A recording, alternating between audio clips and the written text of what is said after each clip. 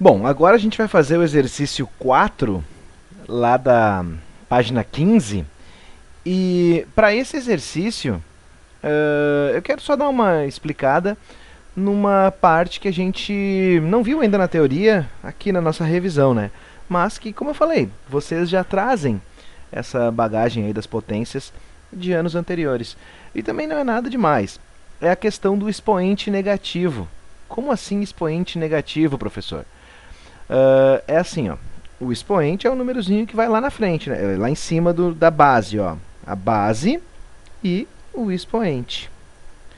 Quando esse expoente é negativo, ele só tem uma função. Só existe expoente negativo para indicar uma coisa, que a base vai ser invertida. Expoente negativo inverte a base. Expoente negativo inverte a base. Expoente negativo inverte a base.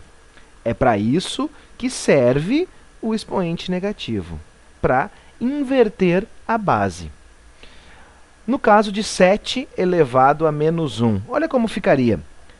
Vamos lá, expoente negativo inverte a base. O que esse menos faz? Ele inverte a base. A base aqui é 7. Qual é o inverso da base? O inverso de 7 é 1 sétimo. Olha só, o menos do expoente inverteu a base.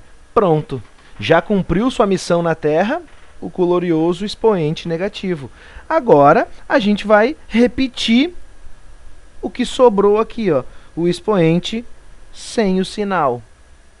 Tá? 1 sétimo elevado a 1. Não se esqueçam, tem um lembrete na página 14 que diz assim: se o expoente de uma potência é 1, o resultado será a própria base. É o que a gente tem aqui, né? Se o expoente de uma potência é 1, o resultado é a própria base. Então, a resposta dessa bagaça é 1 sétimo. Tá? Vou fazer mais um exemplo para vocês entenderem. Sei lá, 1 quinto elevado a menos 2. Pergunto, qual é a função do expoente negativo? Qual a função do expoente negativo? Inverter a base. Então, vamos lá. O expoente negativo serve para inverter a base. Esse sinal de menos vai inverter a base. Identifica a base nessa questão. A base é 1 quinto. Então, esse menos manda eu inverter o 1 quinto. Invertendo 1 quinto, eu tenho 5. O sinal negativo cumpriu sua missão, inverteu a base.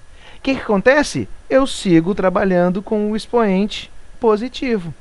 5 ao quadrado, mais conhecido como 25. Tá? Vou dar mais um exemplo só para a gente arredondar essa falácia aí. 3 quartos elevado a menos 2. Vamos de novo. Expoente negativo inverte a base. Isso é bem importante vocês terem em mente.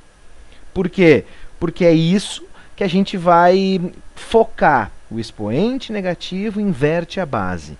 Expoente negativo inverte a base. Então, o menos aqui faz com que o 3 quartos seja invertido, ou seja, 4 terços. E depois que eu inverti a base, o sinal de menos morreu e segue o baile lá com o meu querido 2. Tá? 4 terços ao quadrado vai ficar 4 ao quadrado, 16. 3 ao quadrado, 9. Então, tá aqui. Beleza? Esse exemplo do expoente negativo, essa questão do expoente negativo, eu trouxe porque a gente vai usar agora no exercício número 4, tá? O exercício 4 é esse aqui. Ó. Represente cada número a seguir por uma potência de base 10. Bora começar com o 100. Como é que eu posso escrever o 100? Ele quer que seja a base 10, então 10 vezes 10 é 100. Portanto, 100 é a mesma coisa que 10 ao quadrado. O 100 é a mesma coisa que 10 ao quadrado. Isso é a letra A. Na letra B é menos 100 mil. Ó, menos 100 mil. Significa que eu vou ter um sinal de negativo na frente e vou trabalhar com 1, 2, 3, 4, 5. Aqui eram 2 zeros depois do 1, ficou 10 vezes 10. Se aqui são 5 zeros, vão ficar quantos 10? 5 10, né? Então vai ficar assim, ó, menos 10 vezes 10 vezes 10 vezes 10 vezes 10. Então vai ser menos 10 na quinta. Cuidado, gente. O sinal de menos a gente aprende a vida inteira que ele atrapalha, né? Não é que atrapalha, é que a gente tem que sempre estar mais atento quando está falando de sinal negativo. Então, quando for isso aqui, ó, a gente tem que entender que menos 10 na quinta é menos 100 mil. Porque poderia acontecer o seguinte, menos 10 na quinta. Olha só, aqui o menos 10 é a base, tá? Aqui não, aqui o 10 é a base. É menos, tá? O sinal de menos na frente disso aqui, ó, 10 na quinta. Beleza? Vamos lá, letra C. Letra C diz 0,1. É para resolver problemas como a letra C que a gente pensou no expoente negativo, tá? 0,1, gente, também é conhecido, também é chamado de 1/10. 1/10. Então, é 1 sobre 10. E aqui entra a questão da gente dominar os conceitos. O expoente negativo inverte a base. Olha só, 1/10 é como se eu tivesse um parêntesezinho invisível aqui e como se eu tivesse um expoente invisível aqui, o 1. Ficou meio estranho esse meu 1 aqui, ó. Mas é o 1 que está ali. Por que é importante eu enxergar isso? Porque agora eu vou usar esse conceito que eu aprendi. O expoente negativo inverte a base. Cara, para eu inverter essa base aqui, qual é o inverso de 1/10? É 10. Se eu invertir a base, o que vai acontecer? Expoente negativo. Menos 1. Tá aí. 10 na menos 1 é 0,1. É a resposta da letra C. Tá? 10 elevado a menos 1. Agora a gente vai para a letra D. Esse monte de 0, monte de zero, a gente vai ter que contar aqui. Quantas casas tem depois da vírgula?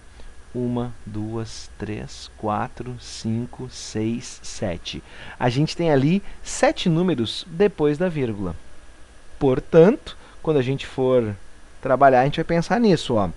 1 sobre 1, 2, 3, 4, 5, 6, 7. Tá? E vamos lá, vamos inverter essa base. Na real, isso aqui vai ser 1 sobre 10 na 7.